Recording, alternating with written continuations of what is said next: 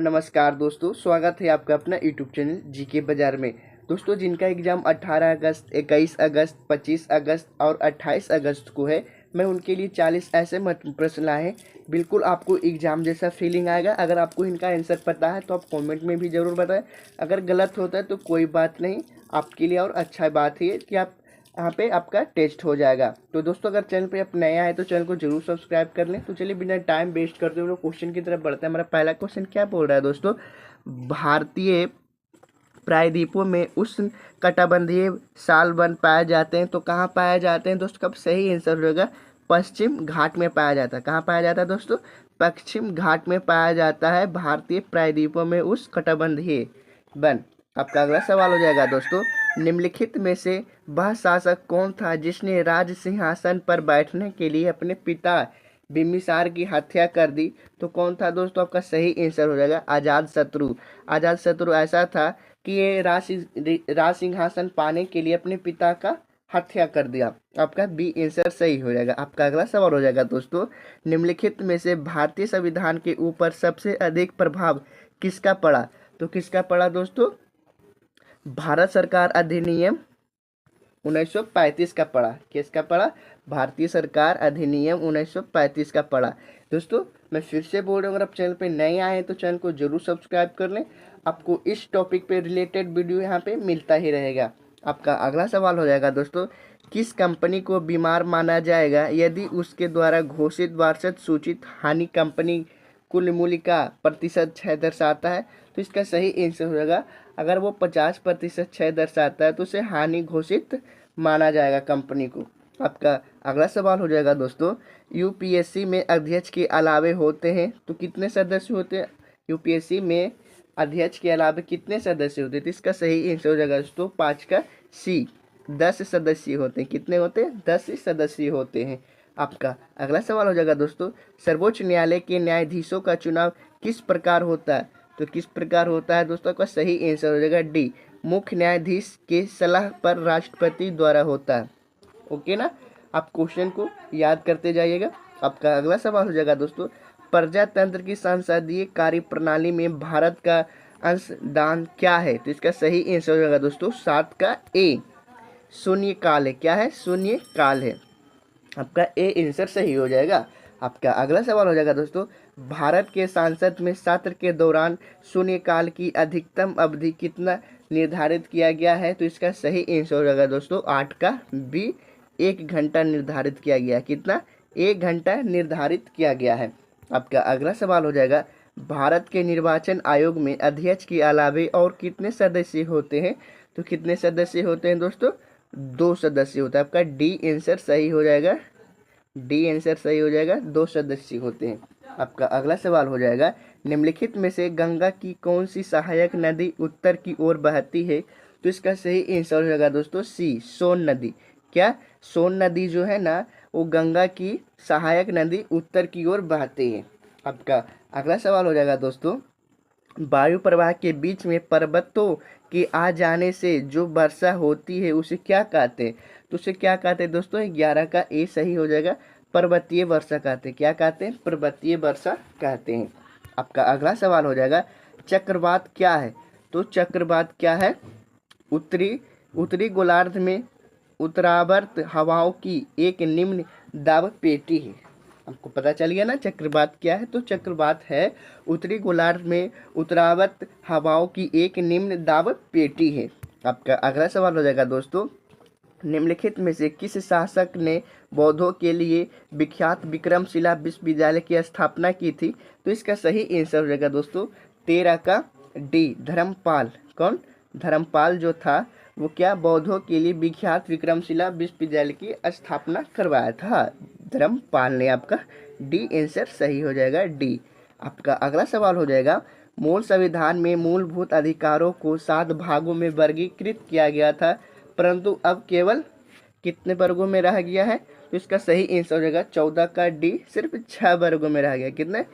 6 वर्गों में रह गया। डी आंसर सही हो जाएगा।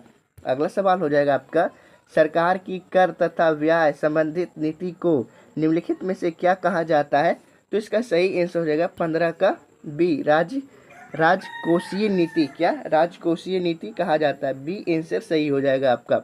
अगला सवाल हो जाएगा, किस महासागर में केप काम क्या है कामोरीन स्थित है। तो किस महासागर में केप कामोरीन स्थित है, तो इसका सही आंसर हो जाएगा दोस्तों 16 का बी, हिंद महासागर में केप कामोरीन स्थित है। आपका अगला सवाल हो जाएगा, किस संगीत वाद्य के दो प्रक्रम रुद्र और विचित्र है, तो इसका सही आंसर हो जाएगा दोस्तों बीना सही हो जाएगा, और बीना सबसे पुराना वाद्य यंत्र है। आपका अगला सवाल हो जाएगा, स्वतंत्रता के पूर्व स्वतंत्र से बट्टी राज्यों को किसने राजाओं द्वारा स्वतंत्र रूप से घोषित राज्य को भारतीय संघ में शामिल किया, तो इसका सही आंसर हो जाएगा सी, सरदार वल्लभ भाई पटेल ने जो स्वतंत्रता के लिए जो लड़ाई लड़े, तो राजाओं को एकत्र करने के लिए, सेनाओं को एकत्र करने के लिए आगे कौन बढ़े, तो सरदार वल्लभ भाई पटेल बढ़े। आपका अगला सवाल हो जाएगा, किसने कहा था किसी राष्ट्र के लिए राजनीतिक स्वतंत्रता प्राण वायु है, तो इसका सही आंसर हो जाएगा 19 का बी, अरविंद घोष ने। किसने कहा था, तो अरविंद घोष जी ने कहा था।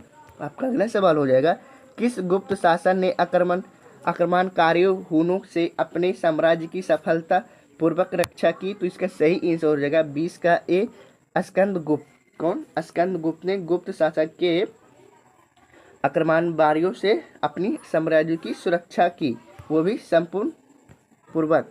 आपका अगला सवाल हो जाएगा, अरावली पर्वत श्रृंखला निम्नलिखित नदी प्रणाली से द्विविभाजित होती है, तो किससे होती है दोस्तों, 21 का सही आंसर हो जाएगा बी, चंबल और साबरमती नदी से। किससे, चंबल और साबरमती से जो है अरावली पर्वत श्रृंखला निम्नलिखित नदी से विभाजित होती है। तो कौन कौन नदी से, तो चंबल और साबरमती नदी से। आपका अगला सवाल हो जाएगा, उद्योगों की लेवल प्लेइंग फील्ड तर्क युक्ति की अपेक्षा होती है, तो क्या होती है दोस्तों, 22 का सही आंसर हो जाएगा सी, क्या सी आंसर सही हो जाएगा। घरेलू उद्योग को बहुराष्ट्रीय कंपनियों की बराबरी में रखना चाहिए। क्या बोल रहा है आपका आंसर, घरेलू उद्योग को बहुराष्ट्रीय कंपनियों की बराबरी में रखना चाहिए। आपका अगला सवाल हो जाएगा, निम्नलिखित में से कौन मिश्रित अर्थव्यवस्था का लक्षण नहीं है, तो इसका सही आंसर हो जाएगा बी, प्रबल एकाधिकारी विरोधी विधान। क्या, प्रबल एकाधिकारी विरोधी विधान। आपका बी आंसर सही हो जाएगा दोस्तों। आपका अगला सवाल है, सिंधु घाटी सभ्यता अनार्य सभ्यता थी क्यों थी, तो इसका सही आंसर हो जाएगा 24 का ए, क्योंकि यह एक शहरी सभ्यता थी। क्या थी, क्योंकि ये एक शहरी सभ्यता थी, इसीलिए सिंधु घाटी सभ्यता अनार्य सभ्यता थी। आपका अगला सवाल हो जाएगा, विजयनगर साम्राज्य का हिंदू राजवंश निम्नलिखित की पराजय से समाप्त हुई, तो किसकी पराजय से समाप्त हुई दोस्तों, तो 25 का आंसर सही हो जाएगा बी, राजा राम राजा। किसके, राम राजा। आपका अगला सवाल हो जाएगा, किस प्रकार की मिट्टी में कार्बनिक पदार्थ की अधिकतम होती है, तो इसका सही आंसर हो जाएगा दोस्तों बी, जलोढ़ मिट्टी। क्या, जलोढ़ मिट्टी। आपका बी आंसर सही हो जाएगा, जलोढ़ मिट्टी में है जो कि कार्बनिक पदार्थ की अधिकता होती है। अगला सवाल हो जाएगा हमारा, क्या मूलभूत यानी मौलिक अधिकारों का प्रमुख उद्देश्य है, तो क्या है, प्रमुख उद्देश्य क्या है दोस्तों, आपका बी आंसर सही हो जाएगा, व्यक्तिगत स्वतंत्रता को सुनिश्चित करना। क्या, व्यक्तिगत स्वतंत्रता को सुनिश्चित करना। अगला सवाल हो जाएगा हमारा,